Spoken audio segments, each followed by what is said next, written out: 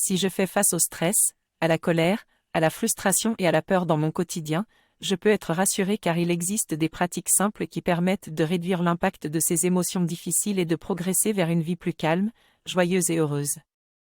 En adoptant ces pratiques, je peux changer petit à petit la personne que je suis.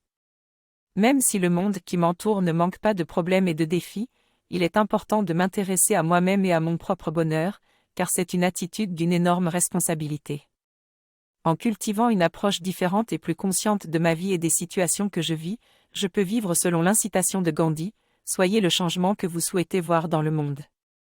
Pour cela, je peux suivre les conseils de Jonathan Lehman, l'auteur du livre Les Antisèches du bonheur, qui a lui-même vécu une vie qui correspondait à la recette de la société de consommation pour vivre heureux et réussir, mais qui a fini par remettre en question son mode de vie grâce à la découverte de la méditation et des livres d'Eckhart Tolle. Je peux également apprendre à lâcher prise et à accepter profondément la réalité qui m'entoure pour ressentir le bonheur. En dirigeant mon attention à chaque instant, je peux me concentrer sur les choses qui comptent vraiment et lâcher prise sur les résistances qui me font souffrir. Si je veux ressentir plus de bonheur dans ma vie, je dois apprendre à diriger mon attention vers l'acceptation. Pour cela, je dois m'entraîner à déplacer mon attention du mental vers le corps et les moi présents.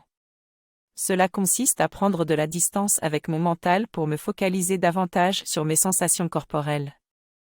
La méditation est une pratique efficace pour m'aider à atteindre cet objectif. Je peux aussi m'entraîner à être focalisé sur la gratitude plutôt que sur la frustration quand je pense au passé. Ces habitudes nécessitent un entraînement régulier pour être efficaces et pouvoir profiter des bienfaits qu'elles procurent. Voici 3 habitudes pour sortir de la tyrannie du mental. La première est de pratiquer la méditation pour apprendre à ne pas laisser nos pensées nous dépasser. La deuxième est de cultiver la gratitude en prenant le temps chaque soir de penser à des choses pour lesquelles je suis reconnaissant. Et la troisième est de prendre le temps de sortir mes poubelles mentales en écrivant dans un journal tout ce qui me passe par la tête.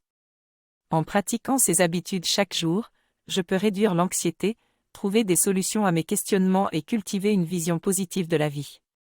Je peux faire de ces habitudes des réflexes automatiques en répétant des affirmations positives.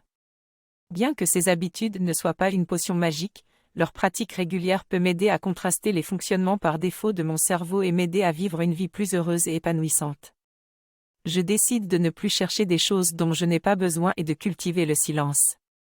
J'évite de toujours interpréter ou qualifier les choses et j'écoute pour recevoir plutôt que pour répondre. Je réalise que le bonheur est toujours présent dans le moment présent. Je souhaite savoir comment les autres cultivent davantage la gratitude et la créativité dans leur quotidien.